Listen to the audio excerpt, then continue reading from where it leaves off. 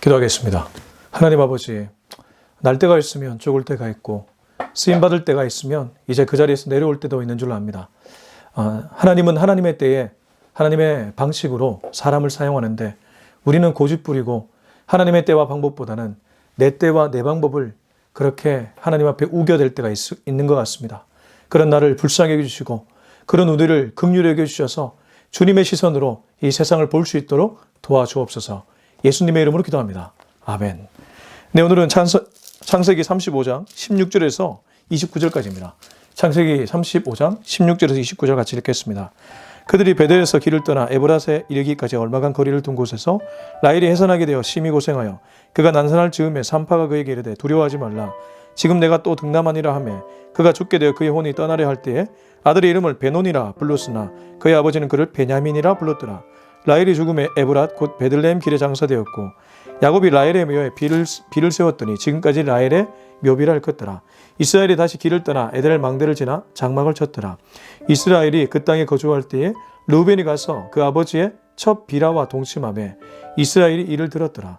야곱의 아들은 12이라. 레아의 아들들은 야곱의 장자 르우벤과 그 다음 시므온과 레위와 유다와 이사갈과 스불론이요. 라헬의 아들들은 요셉과 베냐민이며 라헬의 여종 비라의 아들들은 단과 납달리요. 레아의 여종 실바의 아들들은 각과 아셀이니 이들은 야곱의 아들들이요 바담 아람에서 그에게 낳은 자더라. 야곱이 기럇 아르바의 마므레로 가서 그의 아버지 이삭에게 이르렀으니 기럇 아르바는 곧 아브라함과 이삭이 거류하던 헤브론이더라. 이삭의 나이가 180세라. 이삭이 나이가 많고 늙어 기운이 다하며 죽어 자기 열조에게 돌아가니 그의 아들 에서와 야곱이 그를 장사했더라. 아멘. 네, 오늘은 창세기 35장 16절에서 29절까지의 말씀입니다. 오늘 말씀은 좀 안타까운 모습이 먼저 그려지고 있습니다. 라헬의 죽음입니다. 여러분, 라헬이 어떤 인물입니까? 야곱이 그렇게 사랑했던 여인입니다. 물론 둘이 싸우기도 했지만 7년을 며칠처럼 여길 정도로 라반 밑에 봉사할 힘을 주었던 여인. 라헬을 볼 때마다 야곱의 입가에는 미소가 번졌을 겁니다. 그렇게 사랑했던 여인이 죽습니다. 그렇습니다. 우리는 살아가면서 정말 맞이하고 싶지 않은 상황에 맞닥뜨릴 때가 있습니다. 자식을 먼저 떠나버리는 부모 마음. 저는 그런 경험을 한 적 없지만 조금은 짐작이 됩니다. 아마 마음이 찢어질 겁니다. 배우자를, 부모를, 젊은 나이의 친구를 마찬가지일 겁니다. 그 마음 어떻게 우리가 헤아리겠습니까? 그렇게 사랑했던 여인, 내 아내가 떠나갈 때 야곱은 멘붕을 경험했을 겁니다. 근데 성경은 이 야곱이란 인물이 멘붕 그 자리에 머물러 있지 않다고 기록합니다. 달리 말해 야곱이 변화되었다는 것이죠. 그리고 야곱의 인생을 통해 우리에게 주고자 하는 교훈이 있다는 것입니다. 35장 16절입니다. 그들이 베델에서 길을 떠나 에브랏에 이르기까지 얼마간 거리를 둔 곳에서 라헬이 해산하게 되어 심히 고생하여. 그들이 베델에서 길을 떠났다고 하는데 베델이 어떤 곳이었습니까? 은혜 받은 곳입니다. 하나님을 다시 만난 곳입니다.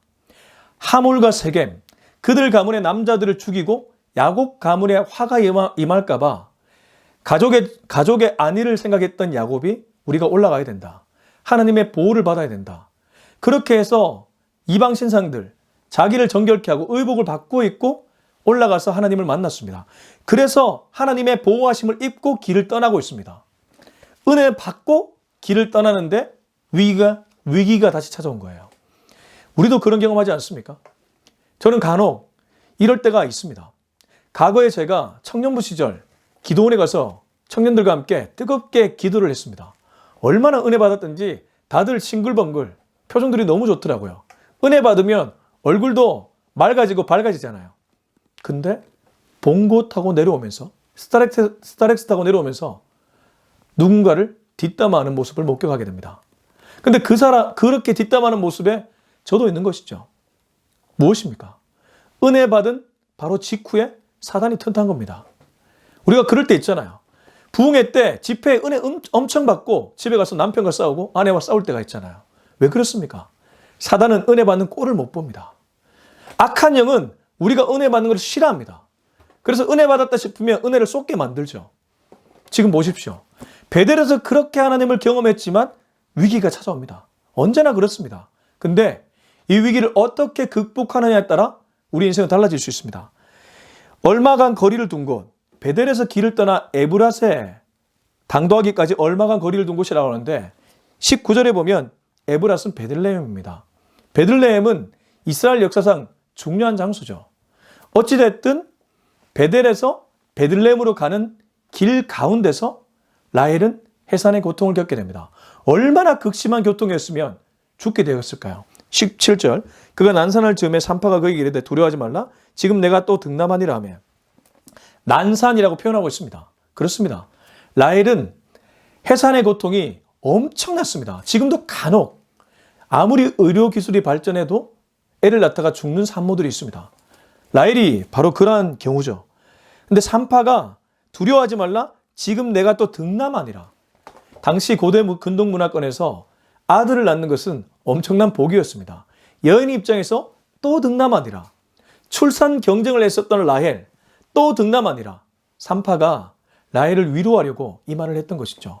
산파 입장에서 어찌됐든 이 산모를 살려보려고 두려워하지 말라. 네가 또 등남하니라. 힘을 내라. 그러나 죽음의 그림자가 한번 찾아오면 벗어날 길이 없습니다. 18절 그가 죽게 되어 그의 혼이 떠나려 할 때에 아들의 이름을 베논이라 불렀으나 그의 아버지는 그를 베냐민이라 불렀더라. 라헬이 죽고 혼이 떠나가고 있습니다. 라헬이 누구입니까? 라헬은 대단한 여인이었습니다. 남편의 사랑 독차지했죠. 뿐만 아니라 언니와 출산 경쟁 붙어서 지지 않으려고 했던 그런 여인이었죠. 오죽하면 아빠가 아끼는 신주단지 드라빔, 테라핌을 훔쳐올 정도로 나름 자기가 꿈꾸는 모든 일을 이뤄내야 직성이 풀리는 그런 여인이었습니다. 그런데 죽음은 비껴갈 수 없는 거예요. 여러분 우리 주변을 보면 정말 건세를 자랑하는 사람들이 간혹 있습니다. 정치 권력도 그렇고 경제 권력도 그렇고 다 그렇습니다. 그러나 모든 이들은 죽음을 비껴갈 수 없습니다. 나이, 남녀노소 구별 없습니다. 죽음의 그림자가 덮치면 그걸 이겨낼 사람 단 한 명도 없습니다. 한진의 그 회장님도 결국 미국에 가서 죽지 않았습니까? 죽음의 그림자가 덮치면 이겨낼 수 없습니다. 삼성의 이건희 회장 연명 치료는 했지만 이겨낼 수 없습니다. 누구도 죽음의 그림자를 이겨낼 수 없습니다. 라헬도 지금 아이를 낳다가 죽게 되었습니다. 예상했겠습니까? 전혀 예상하지 못했을 겁니다. 심장마비로 죽을지, 뇌출혈로 죽을지, 암으로 죽을지 누가 예상하겠습니까? 그래서 우리는 현실에 충실해야 됩니다. 현재에 충실해야 됩니다. 근데 이렇게 죽으면서 자기가 낳는 아들을 보며 라헬은 그 순간에 슬픔의 아들 베논이라고 이름을 짓습니다. 자기 중심적으로 지었던 것이죠. 그럴 수밖에 없었을 겁니다. 죽어가면서 무슨 생각이 나겠습니까? 근데 야곱이란 인물은 그 베논이를 베냐민으로 바꿉니다. 한 번 더 읽어보면 그가 죽게 되어 그의 혼이 떠나려 할 때 아들의 이름을 베논이라 불렀으나 그의 아버지는 그를 베냐민이라 불렀더라. 베논이와 베냐민은 비슷한 언어지만 완전히 다른 뜻을 갖고 있습니다. 베논이가 슬픔의 아들이라면 베냐민은 오른손의 아들. 오른손은 성경에서 힘과 권능을 보통 얘기합니다. 특별히 하나님의 오른손 그러면 하나님의 권능이자 하나님의 힘입니다. 달리 말해 야곱은 오히려 이 베냐민을 힘을 가진 아들. 그래서 그런지 나중에 보면 12지파 중에 베냐민 지파가 굉장히 강한 그런 지파로 그렇게 기록되고 있습니다. 중요한 건 무엇일까요? 똑같은 사건을 보고 있는데 엄마와 아빠가 전혀 다르게 반응합니다. 우리는 이해할 수 있습니다. 라헬은 죽음을 문턱에 두고 슬픔의 아들이라고 지을 수밖에 없지만 그런데 야곱도 슬픕니다. 너무나 사랑했던 여인이 죽어나가고 있습니다. 심지어 그 아들은 이 베냐민이라는 아들은 엄마를 죽이고 태어난 아들입니다. 증오스럽지 않겠습니까? 아내를 그렇게 사랑했던 남편이라면 그 아들이 예쁘겠습니까? 근데도 슬픔의 아들이 아니라 오른손의 아들이라고 이름 짓습니다. 야곱이 잘했다는 것이 아니라 야곱이 사건을 해석을 잘하는 것이죠. 우리도 어떤 상황을 맞닥뜨립니다. 저마다 각양각색의 모양으로 어떤 상황을 맞닥뜨립니다. 근데 그 상황을 부정으로만 해석하는 사람이 있고 그 상황을 믿음으로 긍정으로 해석하는 사람이 있습니다. 결국 신앙은 믿음으로 해석해 나가는 것입니다. 여러분 하나님은 좋은 일만 주시는 분이 아니라 우리 삶에 고통과 아픔을 주시기도 합니다. 지금 야곱이 엄청난 고통을 겪고 있습니다. 아들이 태어나는 기쁨이 그 안에 있지만 그러나 자기가 사랑했던 아내가 떠나가는 아픔이 있습니다. 근데 그 아내는 죽음 앞에서 슬픔의 아들이라고 짓고 떠나가지만 아빠는 오른손의 아들이라고 이 사건을 다르게 해석하고 다른 이름을 지어주는 것이죠. 저와 여러분에게도 어떠한 상황이 있고 아픔이 있습니다. 지나간 과거도 그렇습니다. 심지어 술주정뱅이 아빠, 약물 중독 아빠, 도박 중독 아빠, 이런 아빠 만난 역기능적 가정에서 자란 사람들도 있습니다. 무작정 그 사람들에게 긍정으로 해석하라는 건 아닙니다. 그러나 인생은 현실이 중요하고 그 현실이 빚어낸 미래가 중요할 것입니다. 과거는 지났습니다. 과거에 발목 잡힌 사람만큼 어리석은 사람이 없죠. 이미 아내의 혼이 떠났습니다. 냉정하다는 것이 아닙니다. 신앙은 해석이 중요하다는 것이죠. 걸림돌로 해석하느냐, 디딤돌로 해석하느냐. 해석이 신앙입니다. 19절, 20절. 라헬의 죽음에 에브라 꽃 베들레헴 길에 장사되었고 야곱이 라헬의 묘에 비를 세웠더니 지금까지 라헬의 묘비라 일컫더라. 안타까운 것은 이 라헬이라는 여인이 선대가 묻혔던 무덤이 아니라 그냥 길가에 장사된다는 거죠.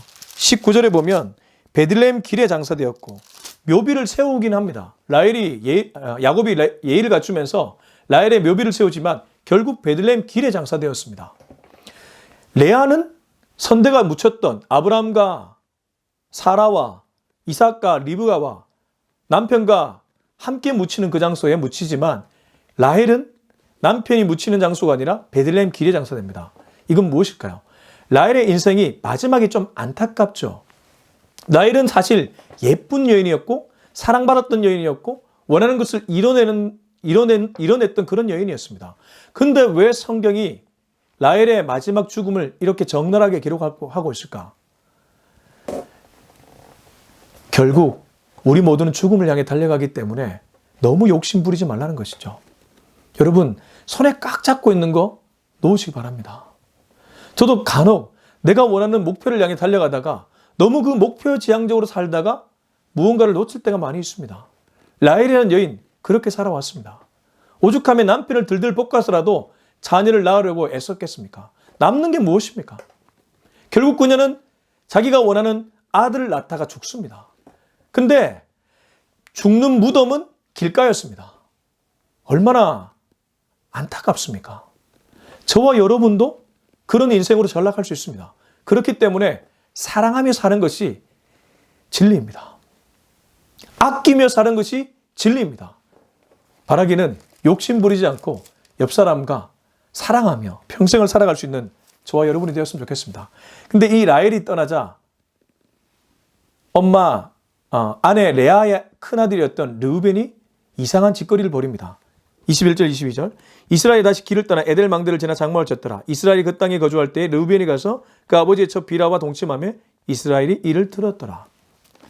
자, 21절에 보면 이스라엘이 다시 길을 떠났다고 하는데 야곱에서 이스라엘로 이름이 딱 바뀌어 있습니다. 저는 여기서 아주 중요한 것을 발견하게 됩니다. 무슨 말이냐 하면 야곱은 라헬을 정말 사랑했기 때문에 아무리 베노니를 베냐민으로 이름 지었다 하더라도 여전히 슬픈 가운데 있었을 겁니다. 달리 말해 그 자리에 주저앉았을 수도 있습니다. 성경 그렇게 기록하지 않습니다. 이스라엘이 다시 길을 떠났다고 표현합니다. 야곱이라고 표현하지 않고 이스라엘이라고 표현하고 다시 길을 떠났다고 얘기합니다. 야곱이 이제 사명자로 거듭났다는 거죠. 이스라엘이라는 이름은 분이의 야복나루에서 하나님과 싸우고 얻은 이름, 계명한 이름, 존재가 바뀐 이름이었습니다. 이제 야곱은 야곱이 아니라 이스라엘이 되었습니다. 개인의 삶에서 공동체를 책임지는 삶으로 바뀌었습니다. 그는 리더가 되었습니다. 물론 이전에도 리더였지만 그 자리에서 진짜 가족을 책임지는 리더로 거듭났다는 것이죠. 그러니까 너무나 사랑했던 여인, 안타깝지만 자기에게는 맡겨진 사명이 있기 때문에 길을 떠나가고 있고 성경 기자는 이스라엘로 기록하고 있는 것입니다. 그렇습니다, 여러분. 정말 안타깝지만 사랑했던 이를 떠나버리면 너무나 슬프지만 멘붕에 처할 수밖에 없지만 너무 오랫동안 그 자리에 머물러 있지 마십시오. 우리에게는 사명이 있습니다. 결국 천국 가면 다 만납니다. 다 만나기 때문에 지금 내게 맡겨진 그 일을 우리는 감당해야 됩니다. 이건 냉정한 것이 아닙니다. 사명이 나를 이끄는 것이죠. 야곱의 바뀐 이름 이스라엘, 길을 떠났다.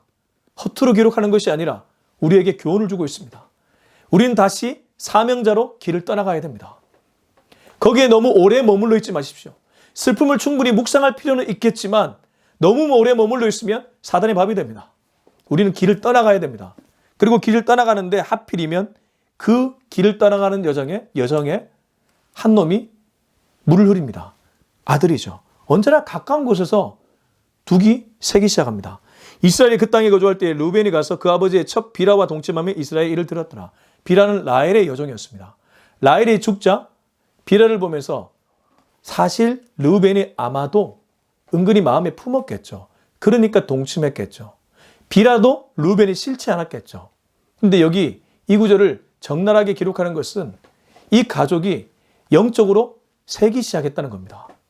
분명히 앞서 베델에서 그렇게 은혜를 받았건만 르우벤의 마음에는 한켠에 뭔가 채워지지 않는 결핍도 있었고 그 결핍을 신앙으로 해결하는 것이 아니라 그냥 인간의 탐욕, 욕정으로 해결하고 있는 것이 지금 이 모습입니다. 야곱 가문에 위기가 있다는 것이죠. 이런 구절을 그냥 기록하지 않습니다. 뒤에 보면 요셉이 형들에 의해서 모함받는데 이런 구절들도 연관이 있습니다. 이미 르우벤의 영성은 부모의 영성이 아닙니다. 음란이 틈탄 영성이지 않습니까? 언제나 공동체에 보면 공동체 리더가 놓치는 부분에서 새기 시작합니다. 물줄기가 바뀌기 시작하는 것이죠. 그때는 다시 베들로 올라가야 되는데 베들로 올라가지 못하면 그 바뀐 물줄기가 공동체를 좀먹기 시작합니다. 좀먹기 시작하면 그 공동체의 미래가 밝지 않죠. 다행히도 하나님은 요셉이란 인물을 이 가문에 심으셨습니다. 그리고 요셉이란 인물을 통해 건지십니다. 이 그림은 훗날 예수님이 이 땅을 건지는 것과 매우 흡사합니다.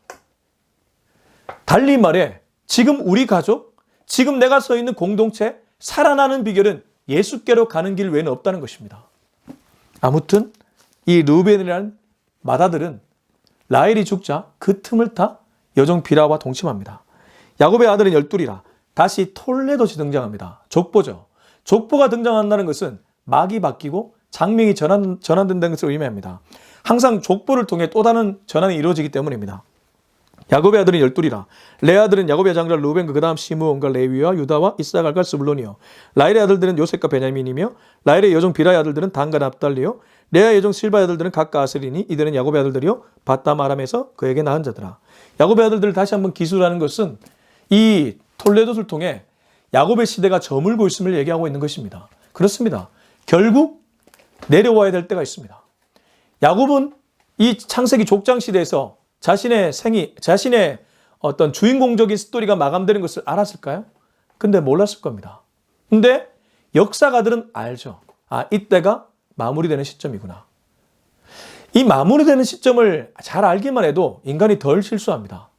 근데 마무리되는 시점, 은퇴하는 시점을 모르면 인간은 실수합니다. 노욕이란 말이 왜 나왔겠습니까? 27절부터 읽어보겠습니다. 야곱이 기럇 아르바의 마므레로 가서 그의 아버지 이삭에게 이르렀으니 기럇 아르바는 곧 아브라함과 이삭이 거류하던 헤브론이더라. 이삭의 나이가 180세라. 이삭이 나이가 많고 늙어 기운이 다음에 죽어 자기 열조계로 돌아가니 그의 아들 에서와 야곱이 그를 장사하였더라. 야곱이 기럇 아르바 마므레로 갔을 때 이삭을 만나게 되는데 그때 이삭의 나이는 180세. 그리고 이삭은 나이가 많아 늙어 죽게 됩니다. 다시 한번 죽음을 기록하고 있습니다. 앞에 라헬의 죽음, 뒤에 아버지 이삭의 죽음. 야곱은 지금 두 번의 죽음을 맞닥뜨리게 된 것입니다. 근데 여러분, 이거 우연 아닙니다. 35장 끝에 죽음을 기록하는 것은 야곱의 인생에도 죽음이 찾아온다는 것을 야곱에게 알려주는 사건이자 우리의 인생에도 죽음이 찾아온다는 것을 알려주는 일입니다. 이게 재수없는 것이 아닙니다. 오히려 죽음을 알고 살아가는 인생이 지혜로운 삶이죠. 죽음이 있다는 것을 알고 살아가는 삶이 지혜로운 인생입니다. 죽음 너머를 꿈꿔야 되는 것이고 또 죽음을 통해 욕심을 버려야 된다는 것을 알게 되기 때문입니다. 죽음을 모르고 죽음을 묵상하지 않으면 우리는 이 땅에서 욕심을 부리게 되고 천국보다 이 땅을 더 고집하게 됩니다. 이게 비극이죠. 신앙이 무엇입니까? 천국을 소망하는 것이 신앙이요. 천국이 있기 때문에 이 땅에 욕심을 덜 부리는 것이 신앙입니다.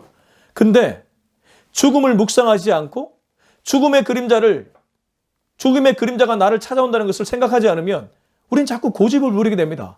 욕심을 부리게 됩니다. 그러면 퇴장하지 않으려고 합니다. 야곱의 족보를 기록한 것은 야곱의 퇴장할 때가 되었다. 뒤에 야곱이 나오긴 하지만 그 뒤에 스토리의 주인공은 요셉입니다. 자기 아들대로 넘어간다는 것이죠. 아버지가 너무 끝까지 자기 인생을 고집하면 아들이 쓰임받지 못합니다. 그것도 비극입니다. 저도 이 말씀을 새기려고 합니다. 제가 쓰임받는 시대가 있으면, 여러분이 쓰임받는 시대가 있으면 후손들이 쓰임받는 시대가 있습니다. 후손들에게 길터주는 사람이야말로 멋진 사람이죠. 하나님은 사람에 매이지 않죠. 그 사람이 대단해 보이지만 그 사람 다한 사람 또 있습니다. 하나님은 그렇게 역사의 물줄기를 이어가시기 때문입니다. 그러므로 여러분, 너무 욕심 부리지 말고 너무 사람에게 의존하지 마십시오. 그리고 내가 내려올 때라는 것을 안다면 가감하게 내려오시기 바랍니다. 오히려 그것이 진짜 신앙인이 가야 될 길입니다. 그리고 그렇게 걸어감으로써 누군가가 다시 등반하고 하나님의 역사의 물줄기는 이어가게 됩니다. 이게 진짜 신앙이죠. 인간이 고집 부리는 것이 아니라 하나님의 그림대로 써내려가는 신앙인 것이죠. 바라기는 저와 여러분이 모두 이 신앙의 길 위에 설 수 있기를 예수님의 이름으로 축원합니다. 기도하겠습니다. 이 시간 기도할 때 하나님께 이렇게 한번 기도했으면 좋겠습니다. 주님, 나도 모르는 사이에 힘이 너무 들어갑니다. 나도 모르는 사이에 욕심이 너무 들어갑니다. 주여, 힘 빼게 하여 주시고 욕심 내려놓게 하여 주시옵소서. 야곱을 정신 차리기 위해 라헬의 죽음과 이삭의 죽음을 보여준 것 같습니다. 주여, 나에게 이 죽음을 보여준 것은 하나님께서 죽음 너머에 있다는 것을, 죽음 너머에 세상이 있다는 것을, 죽음이 있다는 것을 통해 욕심을 내려놓게 하기 위해서 이런 말씀 주시는 것 같습니다. 이 말씀 붙들고 오늘 하루 남은 생에 살아낼 수 있는 우리 모두 되게 하여 주옵소서. 우리 기도하겠습니다. 주여, 하나님 아버지 감사합니다. 오늘도 이 메시지를 통해서 내가 남은 생애를 어떻게 살아야 될지 분명하게 깨닫게 주시면 감사합니다. 하나님, 내가 섰을 때가 있으면 넘어질 때가 있고 내가 쓰임받을 때가 있으면 이제 내려올 때가 있는 줄로 압니다. 주여, 내려올 때 가감하게 내려올 수 있는 그런 사람 되게 하시고 역사의 뒤안길로 가더라도 전혀 아쉬워하지 않고 오히려 하나님께 쓰임받았음에 감사할 수 있는 우리가 되게 하여 주시옵소서. 나도 모르는 사이에 힘이 잔뜩 들어갑니다. 주의 힘 빼게 하여 주옵소서.